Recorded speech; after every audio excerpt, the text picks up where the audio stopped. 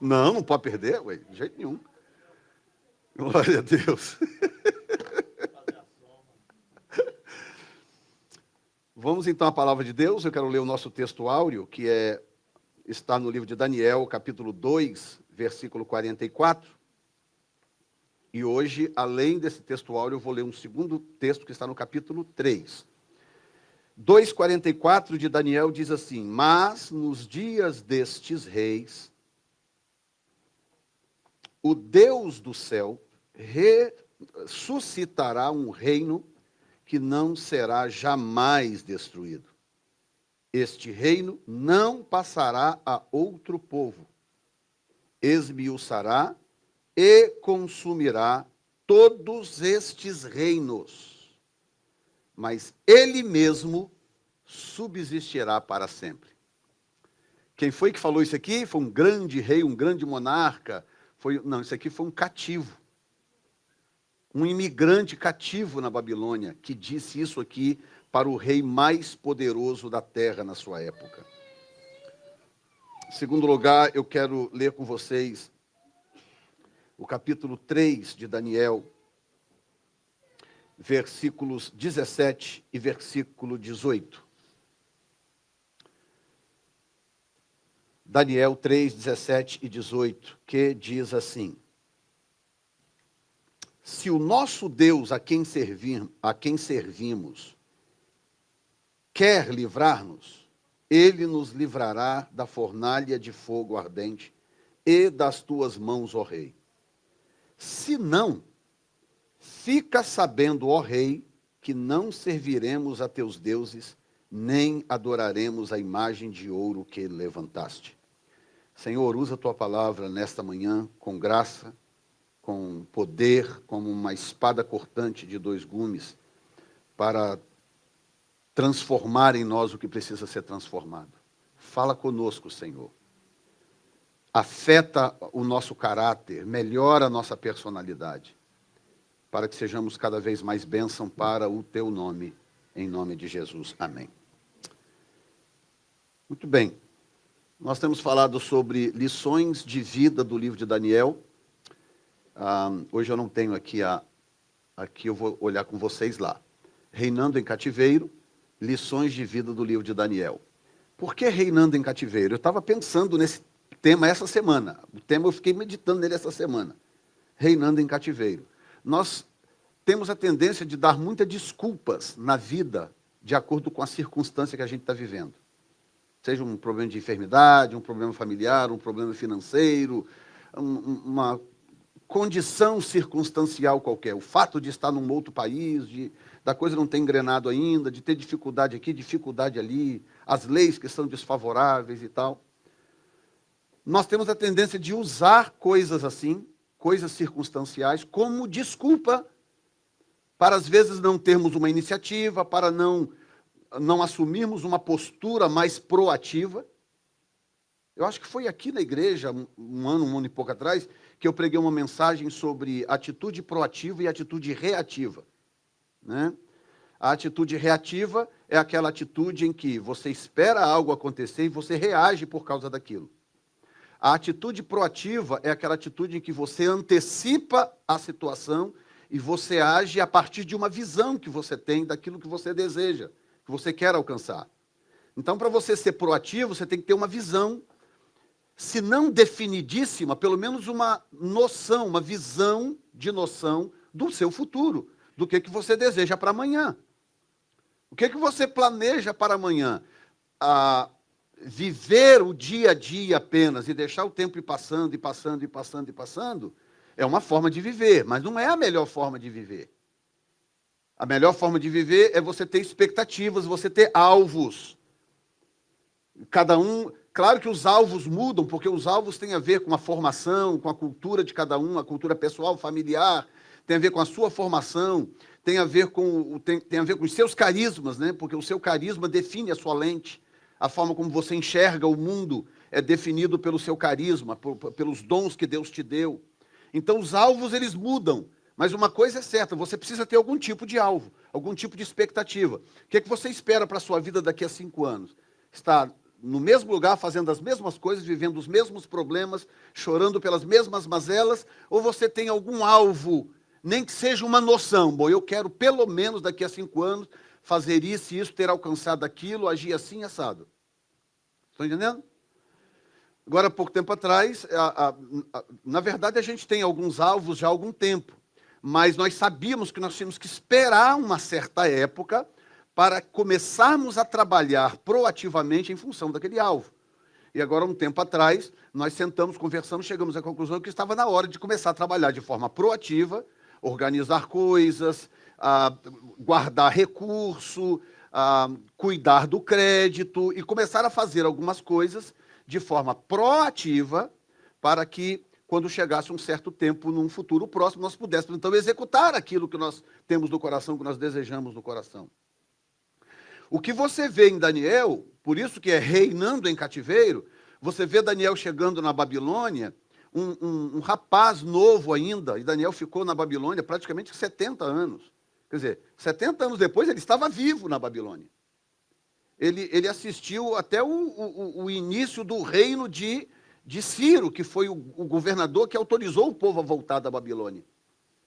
Então, se ele chegou lá com seus, 17, 18 anos, Daniel tinha 80 e tantos anos por ocasião do fim do cativeiro. E lá estava Daniel, no mesmo lugar. Só que ele chegou na Babilônia e ele entendeu uma coisa, que princípios divinos não são negociáveis de acordo com a temperatura.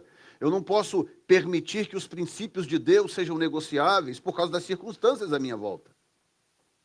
Entendeu? Não importa se você está numa ilha deserta sozinho ou se você está no centro de Manhattan com uma multidão, os princípios de Deus são o mesmo. Eu tenho que vigiar meus pensamentos, vigiar os meus olhos, eu tenho que ter compromisso com as pessoas com quem eu tenho compromisso, eu tenho que zelar pela minha aliança com Deus, eu tenho que ser responsável financeiramente, eu tenho que... Ou seja, há princípios, tanto morais como espirituais, que são inegociáveis. E quando eu firmo nesses princípios, você sabe o que acontece? 2 coisas acontecem. Número 1, eu posso pagar um preço por isso. Num mundo como esse de hoje, o mundo do mimimi, a geração do mimimi, do politicamente correto, um mundo em que dizer que o menino é menino já dá problema, não é? Um mundo em que eu expressar uma opinião já gera um problema. Você vê esse jogador de basquete, o que ele está passando agora, só porque ele expressou uma opinião de vôlei. Então, num mundo como esse, a geração do mimimi, você pode pagar um preço por você firmar o seu pé nos princípios divinos que você crê? Pode. Claro, Jesus nunca disse, olha, vinde após mim e eu te darei uma rede com um coco e um canudo. Tem esse texto na Bíblia? Alguma Bíblia? Alguma versão? Não. Jesus disse, no mundo tereis aflição. Tem de bom ânimo, porque eu venci o mundo. Então, ele nunca nos enganou. Não dá para seguir a Jesus e falar, poxa, o senhor me passou a perna, hein? O senhor me enganou, hein? Não, ele nunca enganou ninguém. Jesus foi sincero, falou, eu sou o caminho, a verdade e a vida. Tá? Então, vocês vão ter aflição no mundo.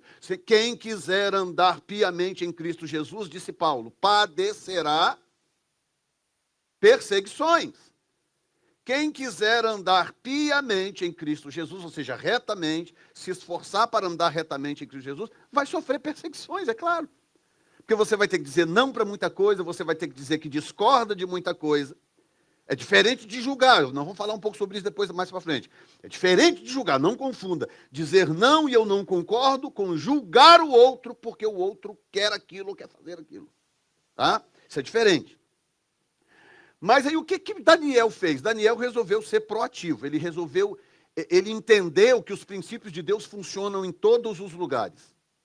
Funcionavam em Jerusalém, lá protegido pelos muros, também funcionam dentro do palácio da Babilônia, com todos aqueles ídolos e deuses espalhados pelo palácio inteiro, com um rei pagão e um monte de cobrinha querendo comer Daniel, porque Daniel, de repente, alcançou favor diante do rei. Ok?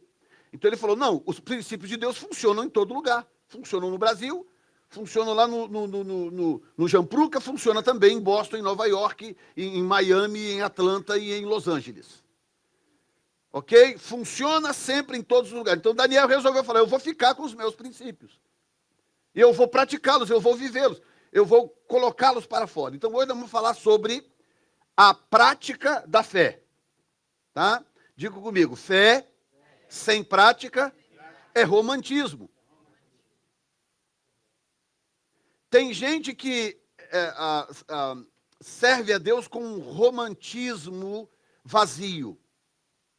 Canta as coisas, fala as coisas, dá aleluia quando ouve as coisas, mas não consegue praticar aquelas coisas. Não consegue tornar aquilo em algo prático diário. Tiago diz, aliás, os únicos 2 assuntos na Bíblia que tem um livro praticamente inteiro para tratar do assunto é a língua e a fé.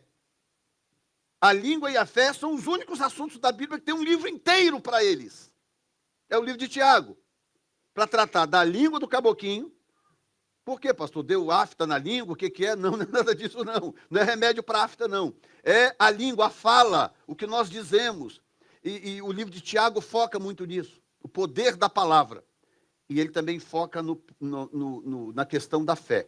E uma das coisas que Tiago diz é que fé sem obras é morta. Fé sem obras é morta. Não adianta eu dizer que eu acredito em algo, se na hora que eu sou testado, eu tremo, eu não sei o que fazer, eu me desespero, eu me apavoro, eu perco a linha, eu murmuro, eu reclamo.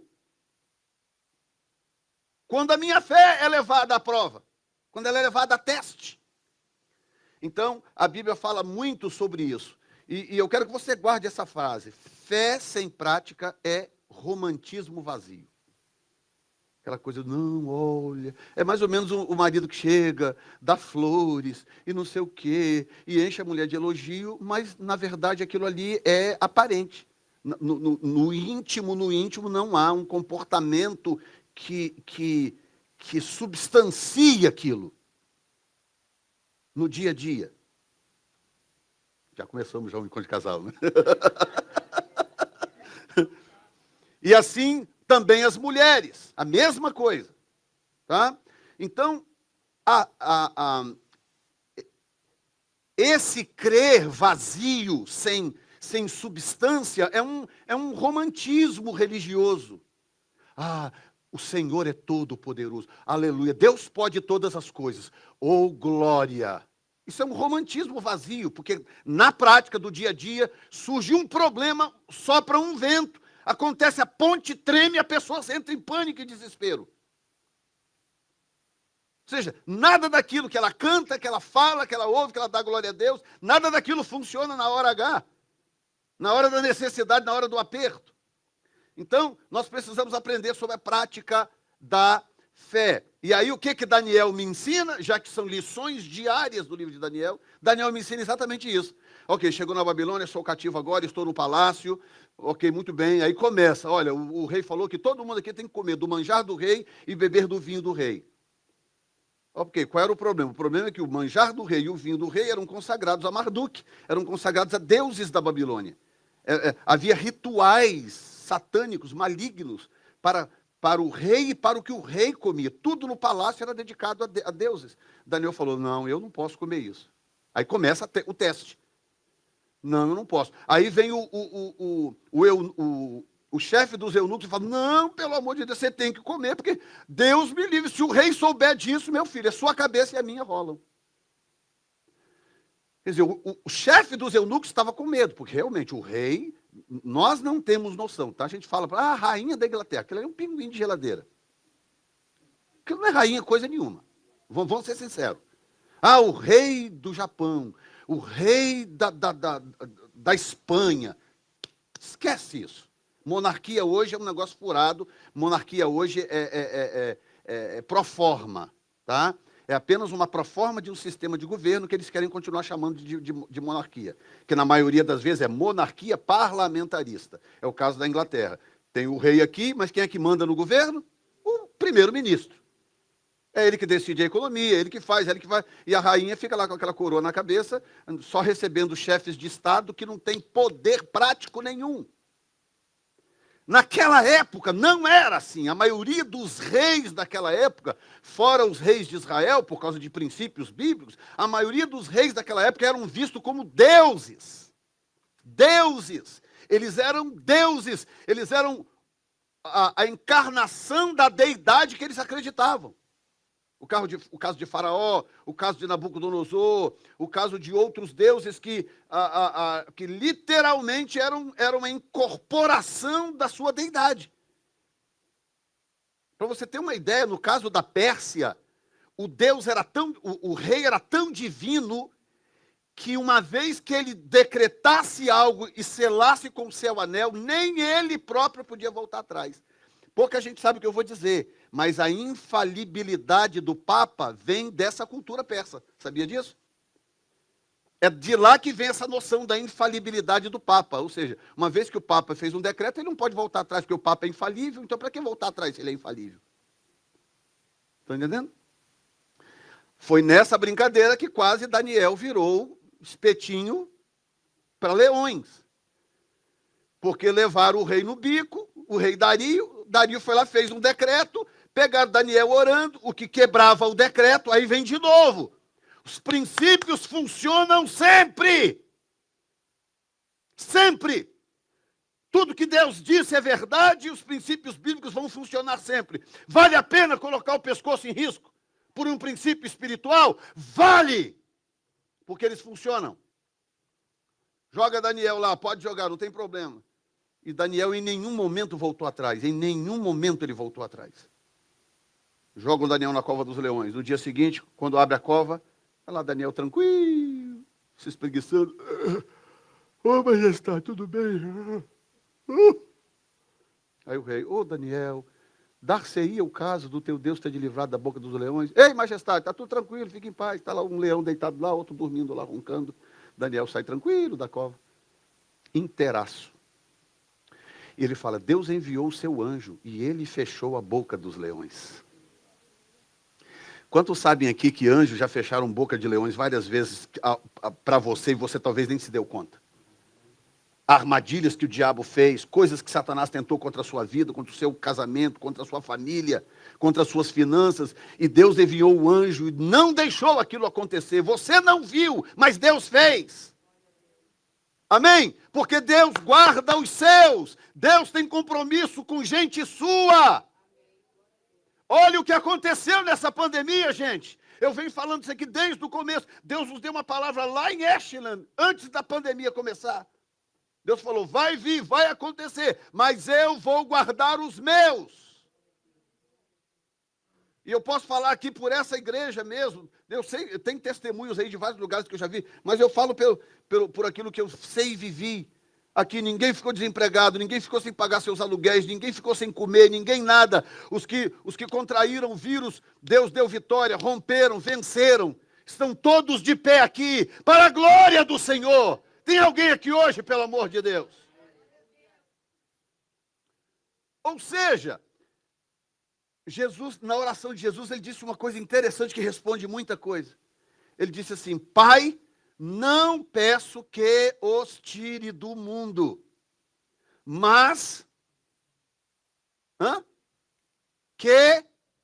cadê, gente, a oração de Jesus? Ninguém sabe que Jesus orou, não? Não peço que os tire do mundo, mas que os livre do mal. Ou seja, o plano de Jesus conosco não é nos alienar. Gente, existe uma geração de crente de açúcar contaminável por qualquer coisa. Não pode, sei lá, ver um desenho da Disney que vai ser contaminado. Não pode comprar desse produto porque alguém consagrou não sei a quem, vai ser contaminado. É uma geração de crente de açúcar que qualquer coisa contamina. Parece que o Deus que nós servimos é desse tamanzinho e o mundo e o diabo é desse tamanhão, então qualquer coisa vai me contaminar. Gente, Paulo disse, todas as coisas me são lícitas. Nem todas me convêm, mas todas me são lícitas. Paulo ensinou sobre a liberdade cristã. Você sabia que a liberdade cristã é individual? Aí está o perigo de julgar o outro, porque a liberdade cristã é individual. Só você sabe que tipo de liberdade você conquistou no seu relacionamento com Deus ao longo da sua vida cristã até o dia de hoje. Só você sabe. Você não sabe da liberdade cristã que eu tenho. Eu não sei da liberdade cristã que você alcançou e conquistou. Eu não sei. É uma questão de relacionamento com Deus. Você constrói dentro desse relacionamento e você adquire certas liberdades. Eu tenho liberdades com a minha esposa que eu não tenho com mais ninguém, porque construímos ao longo de 30 e tantos anos. E por aí vai. Então, Daniel é um show de exemplo nesse aspecto que eu estou falando. Porque ele começou a viver no palácio, ele começou a, um dia após o outro, a praticar aquilo que ele acreditava e aquilo que lhe foi ensinado. Ele praticava aquilo. E começou logo na chegada. Olha, eu não posso comer essa comida. Eu não posso, isso aí é contra a minha consciência. Não me permite comer isso. Deixa eu comer legumes apenas. Deixa eu comer legumes e fica tranquilo, frutas e legumes. Não, mas... Porque daí a 3 anos tinha que apresentá-los ao rei.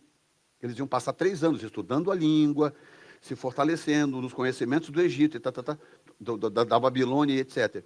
Aí Daniel falou assim, faz o seguinte, faz um teste conosco de alguns dias. Depois você checa, julga a nossa aparência com a aparência dos outros. Aí fez o teste, dias depois, não sei se 10 dias ou 30 dias, não lembro agora. Eu sei que dias depois, o eunuco veio, comparou, Daniel estava bonito, vistoso, saudável, com pensamento rápido, com a mente ávida. E aí ele se deu conta de que realmente Daniel não precisava comer da comida do palácio para poder ser o indivíduo ávido, inteligente e capaz que o rei esperava 3 anos depois. 3 anos depois estava lá Daniel. Tanto que, quando surgiu o problema do sonho do rei no capítulo 2, quem foi que interpretou? Daniel. Mesmo com aquilo que eles na época, os babilônios na época, consideravam uma limitação, que era não comer da comida do rei. Então, em primeiro lugar, o que Deus espera de nós? O que Deus espera de nós nessa questão de viver a nossa fé? Praticar a nossa fé. Qual é a frase que eu pedi para você guardar? Fé. Fé, diga comigo, fé sem prática é romantismo vazio. Diga só você. Então, o que Deus espera de nós? Número 1, que não sejamos afetados pelas práticas pagãs, não somos juízes de ninguém. Olha o que diz, como que o texto começa, para você entender a situação de Daniel. No capítulo 2,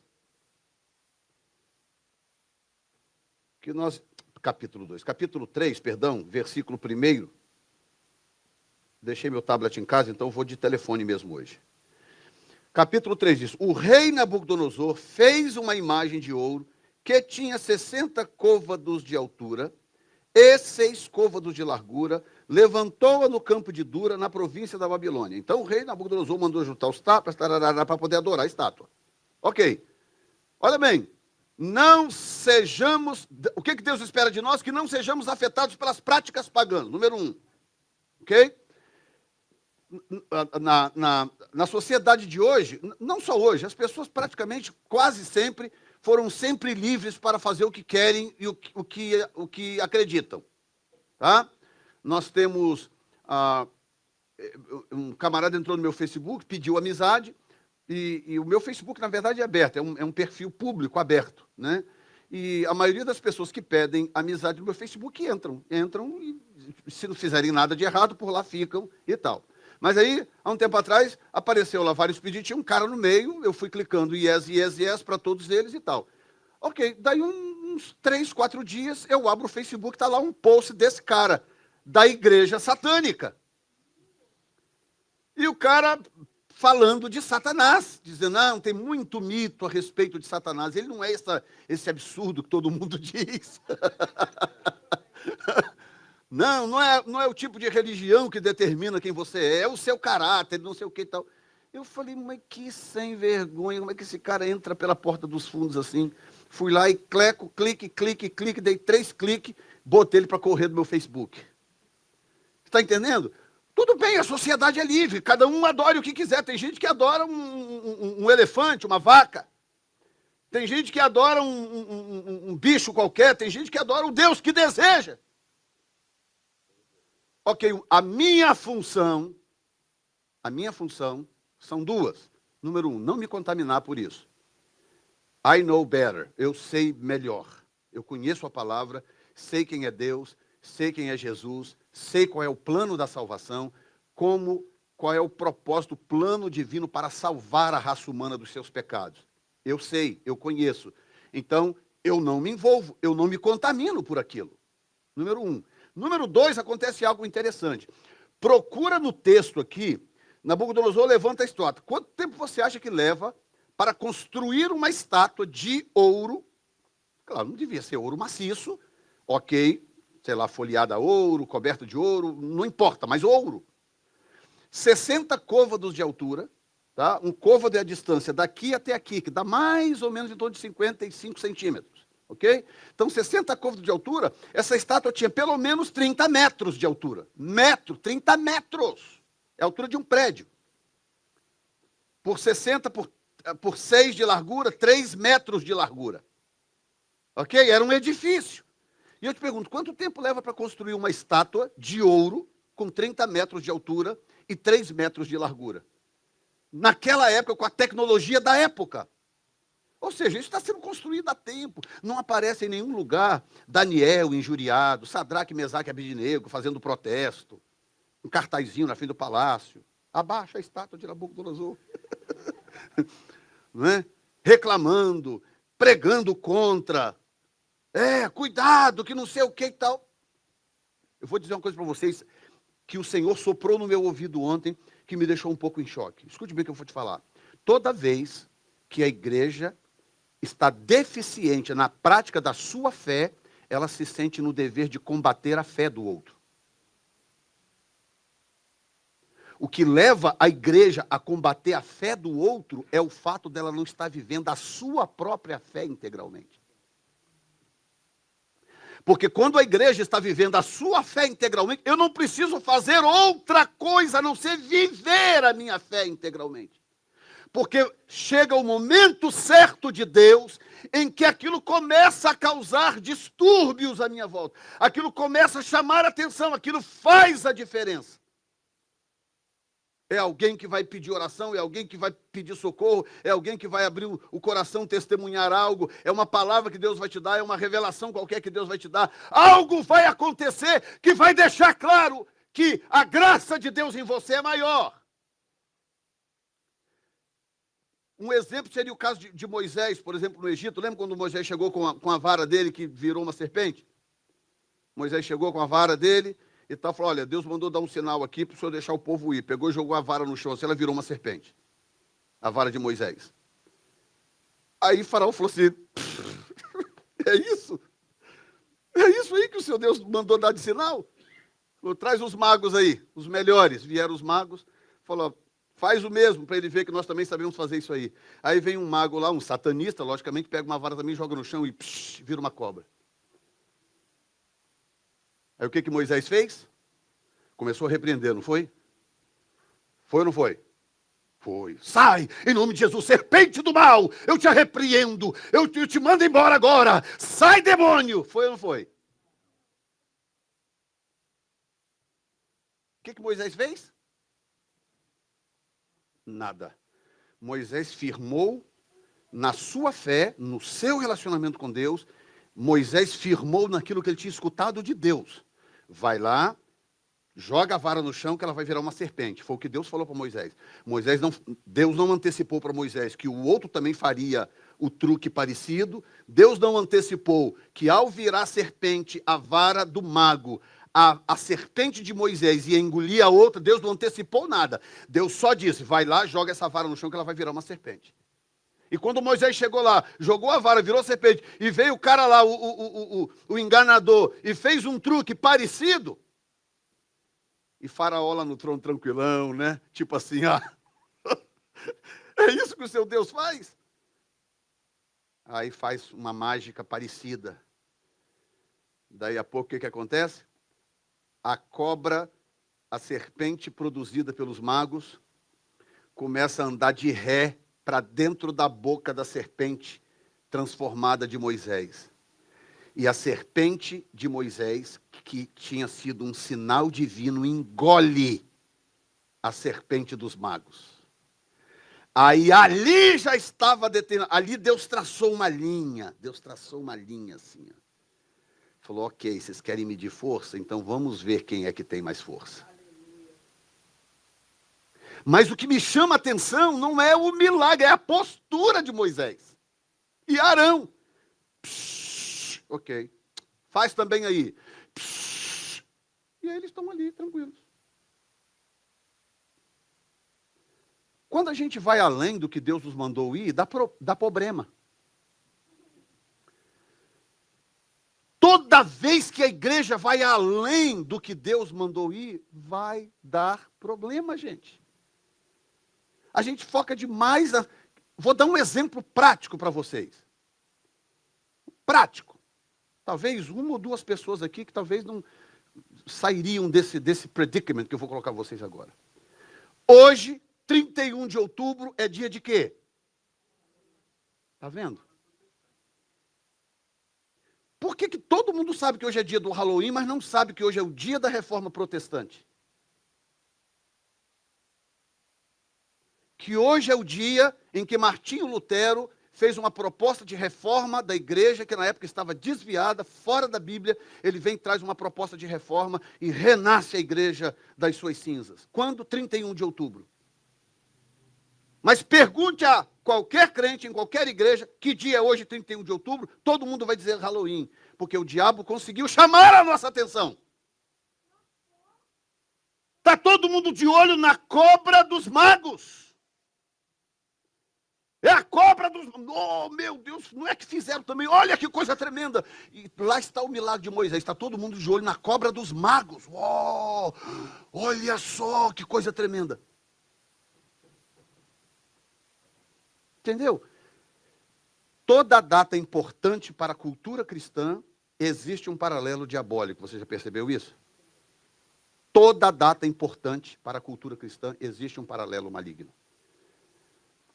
A data de hoje, que deveria estar sendo comemorada no mundo inteiro como a data da renovação protestante, da reforma protestante, tem crente, tem igrejas, é duro o que eu vou dizer, igrejas decorada com uma abóbora, com não sei o quê, com isso, com aquilo. Tem casa de crentes com bruxas na porta. Tem famílias evangélicas vestindo seus filhos de duendes, de bruxos, de bruxas, saindo de porta em porta, pedindo balas, trick or treat, batendo na porta dos outros. Hoje, quando as famílias deveriam estar reunidas em casa dizendo, Senhor, muito obrigado pela vida de Martinho Lutero, obrigado pela vida de Zwinglio, obrigado pela vida de João Calvino, obrigado por trazer a igreja de volta das cinzas. Era isso que a igreja tinha que estar fazendo. Mas ninguém sabe que 31 de outubro é dia da Reforma Protestante. Porque a cobra dos magos faz barulho demais. A serpente dos magos brilha mais. O fenômeno parece mais incrível.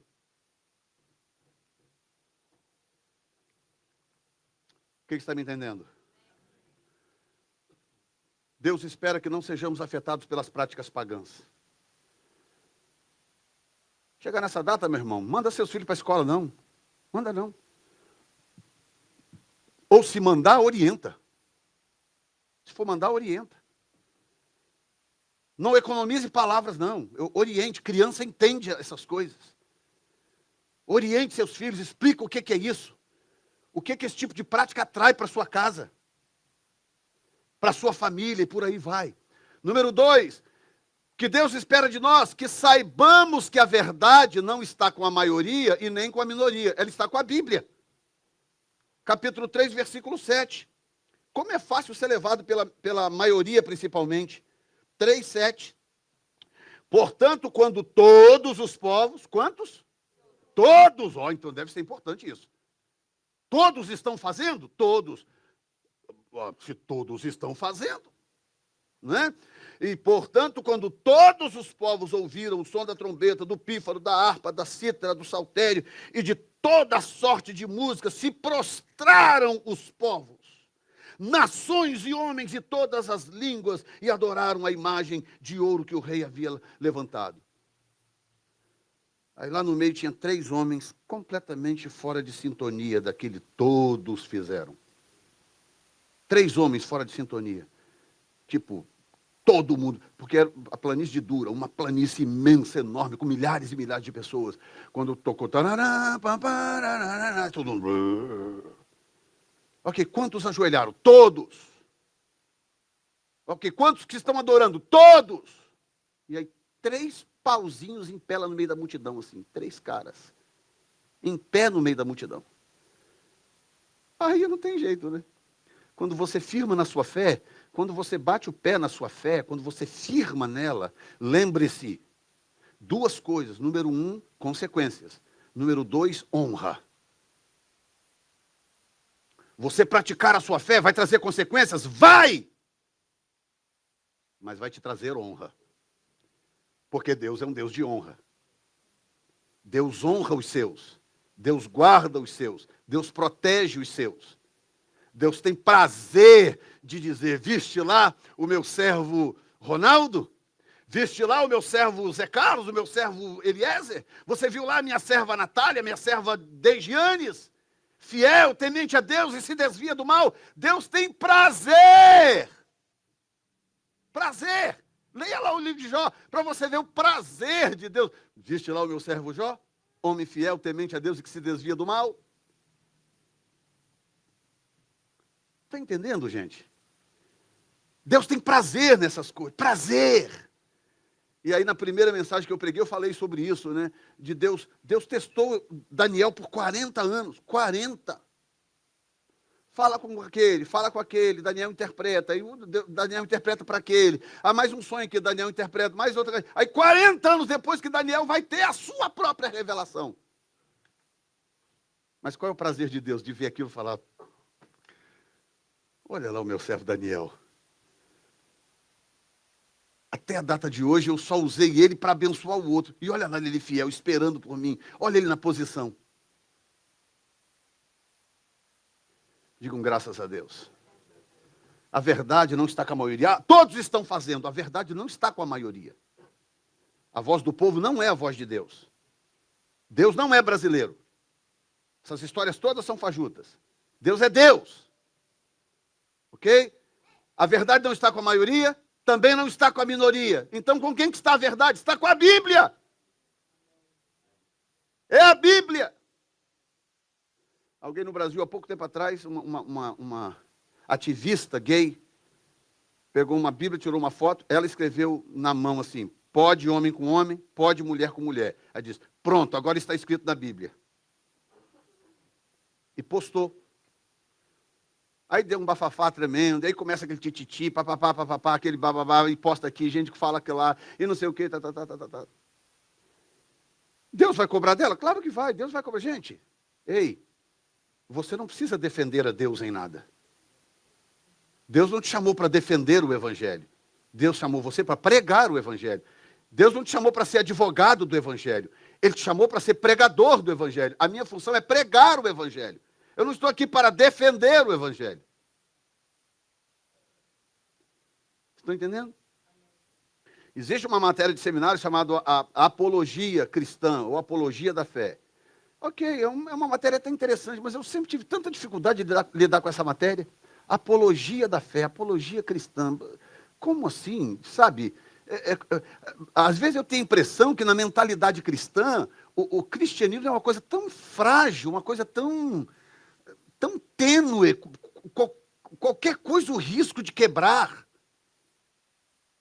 Sabe, a minha fé não pode se submeter, eu não posso me prestar a isso, de achar que a minha fé é um cristal, é uma coisazinha, uma taçazinha, qualquer bobeira. Esses dias eu botei a Zana sempre falou, não põe taça na máquina, não põe, ela não está aqui não, né? Vou contar que ela não está aqui.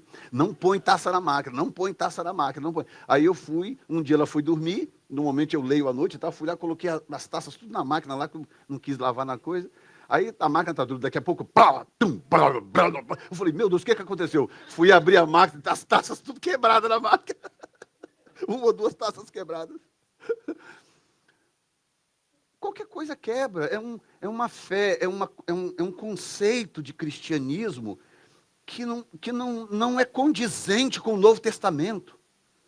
No Novo Testamento, os caras eram de titânio. Dá uma olhadinha nos caras do Novo Testamento, pastor Elias. Olha a fé daqueles caras. Os caras eram amarrados em estacas, eles botavam fogo nos caras. Eles pegavam os caras, jogavam dentro de arena com leões, falavam, se vocês não negarem Jesus, nós vamos soltar os leões. Que soltem. Solta os leões. Os caras morriam queimados na época do Império Romano, sob o imperador Nero. Eles morriam queimados cantando. Cantando. Na Inquisição cubana, na época do tão adorado Che Guevara e outros, né, quando Fidel tomou o poder, aquela coisa toda, cristãos foram mortos, muitos foram mortos. E aí tem a história de uma família real, isso está em livros. História de uma família real. Foram presos, muito crentes, o cara acho que era pastor, se não me engano, e aí prenderam a família e falaram, vocês têm que parar com esse negócio, parar de pregar isso aqui não vai ter nada disso, o Estado vai ser comunista, não sei o que. Se vocês não pararem, não negarem, vocês vão ser fuzilados. Aí o pastor, o irmão lá, se era pastor, o irmão, virou e falou assim, não, infelizmente nós não podemos negar o que para nós é tão real. Jesus realmente morreu por nós, Jesus nos salvou, e se formos soltos, vamos continuar pregando o Evangelho. Aí prenderam a família toda, levaram para o pelotão de fuzilamento, que era fuzilamento mesmo, era tipo barbárie. Para o pelotão de fuzilamento. E aí, quando chegou lá, falaram para o homem, se você não negar, nós vamos matar a sua família primeiro. Aí ele chamou a família, isso é uma história real, gente, isso não é conto da carochinha. Chamou a esposa e 2 filhos. E falou o seguinte, olha, pode ser que tenha chegado o nosso momento. Talvez nós vamos morrer hoje. Mas lembra de tudo que o papai falou, lembra de tudo que nós pregamos, lembra de tudo que nós cremos, de tudo que nós ensinamos. Pode haver dor, mas vai ser momentâneo, vai ser rápido. Logo depois nós vamos encontrar com o nosso Senhor. Abraçado com a família. E aí começaram a cantar, estou seguindo a Jesucristo, deste caminho eu não desisto, estou seguindo a Jesucristo, atrás não vuelvo mais. Ele falou, na hora da execução, cante esta canção. E aí levaram a mulher dele num pelotão de fuzilamento e falou, você vai negar ou não vai? Estou seguindo a Jesucristo, deste caminho eu não desisto. Ele e ela cantando, fuzilaram a mulher, fuzilaram os 2 filhos na frente dele e por fim fuzilaram ele. Os 4 foram fuzilados no mesmo dia. E morreram dizendo, estou seguindo a Jesus Cristo. Deste caminho eu não desisto. Estou seguindo a Jesus Cristo. Atrás não volto mais. E quando você vai para o Evangelho, para o livro de Atos, você encontra esse tipo de gente lá, gente de titânio. Eram crentes de titânio. Que o império mais poderoso da terra não teve poder ou força para quebrar. Fala, vou te matar, pois que mate. E aqui está a prova de onde que vem essa coisa, vem dessa cultura, dessa paixão que esse povo tinha por Deus. Olha, vou mandar tocar de novo, hein? Vou dar para vocês mais uma chance, hein? Aí o crente fraco faria o quê? Ah, isso é de Deus. Isso é livramento. Isso é livramento, mais uma chance. Eles viraram e falaram, majestade, nós não temos que responder nada sobre isso. O nosso Deus, se Ele quiser, o texto diz, se Ele quiser, Ele pode nos livrar da tua fornalha e da tua mão. Agora, o verso 18, para mim, que é a pancada final. O verso 18. Ele diz, mas, verso 18, se não, rei, ou seja, se Ele não livrar, rei, fica sabendo que nós não vamos servir os teus deuses. Nós não vamos. Em outras palavras, sim, pode aquecer a fornalha 7 vezes. faça tudo que o senhor tiver que fazer. A minha fé não é negociável. Eu não estou aqui para negociar contigo a minha fé. Quem está me entendendo? Eu estou tentando avançar, gente, mas é porque está bom demais. O que Deus espera de nós? Que não nos vitimemos quando formos acusados de algo. Deixa Deus te defender. Capítulo 3, versículo 8. Olha isso, gente. Ora, no mesmo instante, se chegaram alguns homens caldeus e acusaram os judeus. E disseram: Rei Nabucodonosor, vive para sempre. Tu baixaste um decreto pelo qual todo homem que ouvisse o som da trombeta, do pífaro, da harpa, cítara e saltério, gaita e de foles e toda sorte de música, se prostraria e adoraria a imagem de ouro. E qualquer que não se prostrasse e não adorasse seria lançado na fornalha de fogo. Há uns homens judeus que tu constituíste sobre os negócios da província da Babilônia, Sadraque, Mesaque e Abednego. Estes homens, ó rei, não fazem caso de ti. Riqueza de detalhes. O Senhor disse isso. Ou seja, os teus inimigos andam anotando as suas palavras. Aqueles que não te amam, aqueles que te invejam, que te odeiam, pode ter certeza, eles têm um recorde a respeito de você. Os caras não chegaram só falaram: majestade, lembra que o senhor falou que, mais ou menos, que, sei lá, se não adorasse, ia dar um problema, não sei o quê. Não, eles tinham tudo, se lembra, o senhor falou isso. E tem 3 homens aí que estão fazendo exatamente contra o que o senhor falou. Levante a sua mão direita, a mão do juramento. Diga que quem me guarda de acusações é o Senhor. Eu não tenho que me defender. Aí você vê, quando chegaram, vem Sadraque, Mesaque e Abednego correndo atrás. É ou não é? Não, majestade, isso é mentira. É porque não sei o quê, porque não gosto. Foi ou não foi? Não. Calados. Aí vem o rei. Então, vou dar para vocês mais uma chance. Então, majestade, não adianta. Nós não vamos nos dobrar, não vamos adorar. Faça o que o senhor tiver que fazer. Em outras palavras, o Senhor é real. Talvez para que a minha fé passe a ser uma fé real, eu preciso primeiro crer que Deus é real. Que Deus existe. Parece tão óbvio o que eu estou falando, né? Mas a Bíblia diz que aquele que se aproxima de Deus é necessário crer que Ele existe e que se torna galardoador daqueles que o buscam. Ou seja, parece óbvio, mas não é tão óbvio. Porque, de novo, crer em Deus romanticamente, aí é moleza, todo mundo crê. O diabo também crê em Deus. Todo mundo crê. Pode pegar qualquer garoto.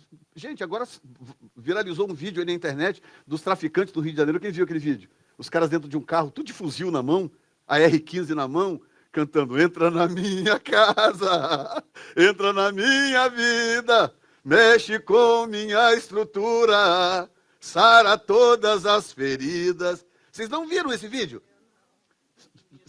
Consegue achar lá depois? Traficante de Minas, das favelas de Minas. Os caras dentro do carro, uns 4 caras, com aqueles colares de ouro, uns 6 colares, um por cima do outro, assim, aquelas correntes, parecendo corrente de puxar carro. De ouro. Deixa essas correntes do Vicente aí no chinelo, ó. Do Clemente. Do Vicente. Tá vendo? Exato. E os caras dentro do carro, a R15, aquele escolazão, entra na minha casa. Deve ser para a polícia, né? Entra na minha casa, né? Cabe na sua cabeça um negócio desse? Que a maioria desses caras são, sabe, a maioria tudo desviado. Gente desviado de igreja. Então o que é isso, gente? Isso é um romantismo espiritual. Deus é o Senhor, livramento. Acredito, se você quiser no que eu vou te dizer, muitos desses caras oram antes de sair para disputar território com outras facções, para enfrentar a polícia, pede a Deus livramento.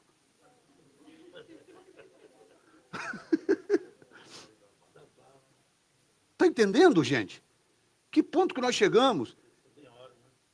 Em que a fé não tem mais pacto, a fé não tem mais aliança com nada. Agora, ele não quer você com cara de vítima também. Falaram de mim, falaram que meu nariz é torto. É torto? Mais ou menos. Então, deal with it. Aceite, meu filho. Se alguém me chamar de careca, paciência, acertou. Não pode me chamar de cabeludo. Eu não... Ué, chamar de cabeludo, chamar o Julian de gordinho, e por aí vai, aí dá problema. Meu irmão, aprenda. Jesus, me dá graça. Será que eu estou conseguindo passar, Senhor? Aprenda a transferir essas coisas para o Senhor. Sofre o agravo. Um dos conselhos mais incríveis que Paulo deu para Timóteo é: sofre as dores do ministério. Que conselho, Paulo? Tu tá de brincadeira? É esse o conselho que você tem? Sofre as dores do ministério. Paulo falando para Timóteo: meu filho, sofre as dores do ministério. E é o mesmo conselho para todos: sofre as dores do dia a dia. Aprenda a sofrer as dores. Quando elas são inevitáveis, sofra. Demonstre stamina, é uma palavra inglesa difícil de traduzir, que quer dizer potência, força, aquele vapor que emana de uma panela de pressão, aquilo é stamina. Ou seja, deixa Deus gerar em você isso. Você vai ver como que você passa pelas circunstâncias com muito mais facilidade do que ficar pousando de vítima, chorando por qualquer coisa, que fulano falou isso, ciclano fez aquilo, e etc, etc, etc. Quem está entendendo? Eu vou parar por aqui, nós vamos entrar no ponto 2 e 3 na próxima mensagem, porque eu não quero segurar vocês aqui além do horário. Mas aquilo ali, semana que vem, nós vamos falar sobre fé sem obras é morta, e terminar falando sobre o poder da fé verdadeira. Tá? Então eu quero que você... Coloque-se de pé neste momento.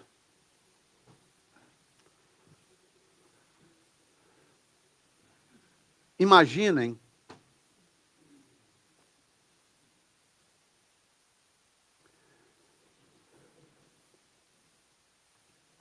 hoje eu pedi para o irmão que administra o meu Instagram postar lá um vídeo que mandaram para mim. Mandaram um vídeo, depois você entra lá e olha, Jefferson Neto Oficial, é o meu Instagram. Entra lá e dá uma olhada. Eu postei um vídeo, pedi o rapaz para postar um vídeo que mandaram para mim de um moço, um profeta. Eu não tenho dúvida que ele é profeta, porque muito semelhante à situação. Deus deu para ele uma palavra profética, e ele entregou essa palavra profética num culto, em algum lugar, não sei nem que igreja, eu só sei, lá está o vídeo. E os que acompanham aqui há mais tempo sabem de uma palavra que Deus me deu o ano passado, se não me falha a memória, começo do ano passado, não lembro, tem que ver depois, sobre algo que está por acontecer no Brasil. E Deus falou com esse moço a mesma coisa. A mesma coisa. Eu não sabia da existência dele, certamente ele não sabe que eu existo, e Deus falou com ele a mesma coisa, praticamente com riqueza de palavras, assim, os detalhes das palavras. Incrível. E aí você vai achar no meu canal tanto o vídeo eu compartilhando o que Deus havia falado comigo, e aí você vai ver esse vídeo que eu mandei postar hoje, de Deus falando com esse moço a respeito disso. A coisa está lá, Deus está agindo, Deus está trabalhando, Deus não se esqueceu do seu povo. Vai chegar o momento, a Bíblia diz que chegaria o momento em que ficaria claro a diferença entre quem serve a Deus e quem não serve a Deus. Mas para que fique clara a diferença, é preciso ter diferença.